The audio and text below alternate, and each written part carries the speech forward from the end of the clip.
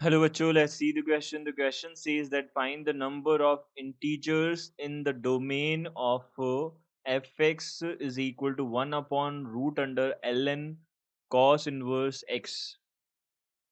तो हमको यहाँ से क्या बताना है? हमको यहाँ पे नंबर ऑफ इंटीजर्स बताने हैं जो इसके डोमेन में लाई करेंगे. तो सबसे पहले हमने क्या बोला? की कॉन्सेप्ट बोला. देखिए की कॉन्सेप्ट क्या होगा. सो की कॉन्सेप्ट इज हमारे पास में फंक्शंस को डिफाइन करने के लिए क्या-क्या हमारे पास रिक्वायरमेंट्स होती है. सबसे पहले हम ये बोलेंगे, अगर हमारे पास मान लीजिए रूट एक्स है, तो हम क्या बोलते हैं यहाँ से एक्स जो है वो ग्रेटर देन इक्वल टू 0 होना चाहिए. डिनोमिनेटर में अगर एक्स है तो हम यहाँ पे क्या बोलेंगे, अगर डिनोमिनेटर में हमारे पास एक्स है तो डिनोमिनेटर में कभी भी एक्स नहीं होना चाहिए. तो हम यहाँ से बोलेंगे x can't be equal to 0. Similarly अगर हमारे पास लॉग है या फिर एल एन एक्स है तो एल एन एक्स में हम क्या बोलते हैं, एक्स का वैल्यू क्या होना चाहिए, पॉजिटिव होना चाहिए, एक्स का वैल्यू ग्रेटर देन 0 होना चाहिए. कॉस इनवर्स एक्स है तो कॉस इनवर्स एक्स हम क्या बोलेंगे, एक्स जो है वो बिलोंग करना चाहिए -1 to 1 में. ये हमारे पास में डोमेन्स फाइंड आउट करने के प्रोसेस होते हैं. ये हमारे पास है, तो हम इनका यूज़ करेंगे यहाँ पे. तो देखो यहाँ पे हमारे पास में एफ एक्स है. सबसे पहले हमने बोला 1 अपॉन यहाँ पे रूट अंडर एल एन, यहाँ पे क्या है कॉस इनवर्स एक्स है.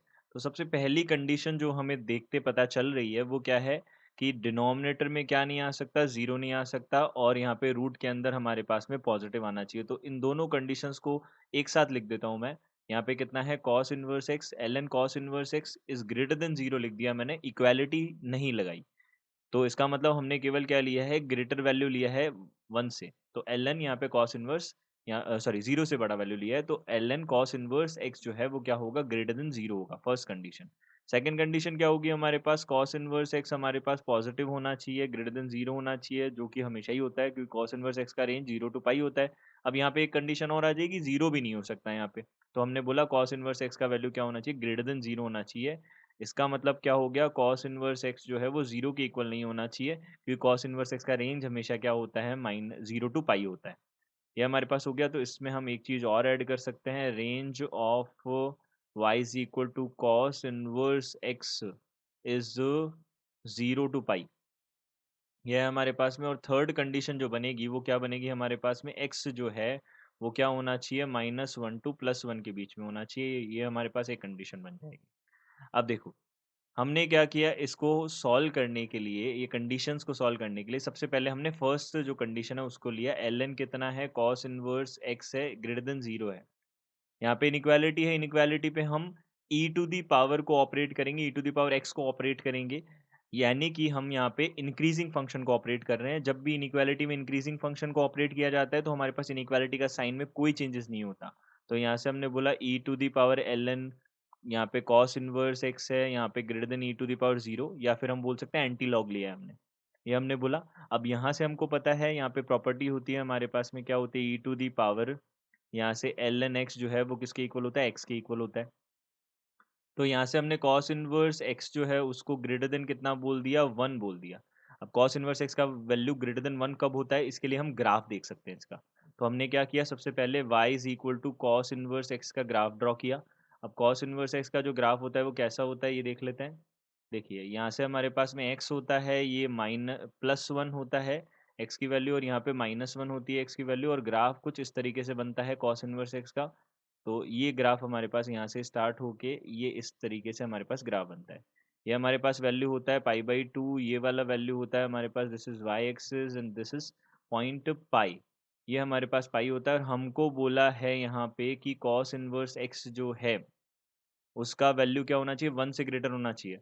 और हमारे पास π/2 जो होता है वो होता है 1.57, यानी कि π/2 से तो नीचे ही रहेगा वैल्यू. तो हमारे पास में ये क्या होगा, ये होगी हमारे पास y इज इक्वल टू 1 वाली लाइन. तो y इज इक्वल टू 1 से तो ग्रेटर चाहिए हमको, तो ऊपर वाला पॉइंट होगा. तो यहाँ से हमने बोला y का वैल्यू 1 है, तो कॉस इनवर्स x का वैल्यू कितना है, 1 है, यानी कि x का वैल्यू कितना हो जाएगा, cos 1.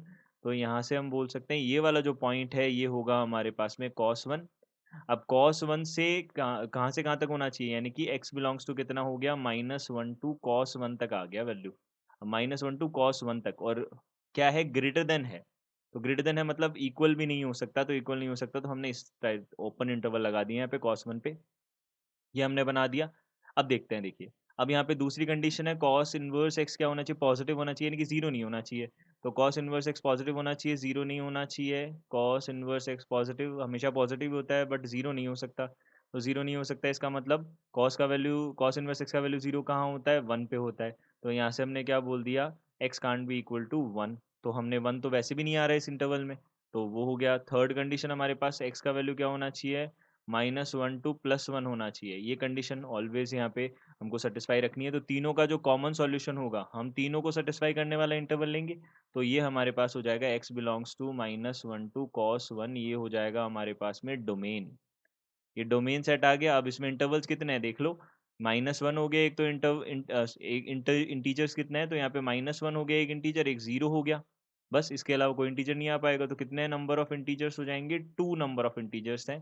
तो हम बोल सकते हैं यहाँ पे number of integers, number of integers are to.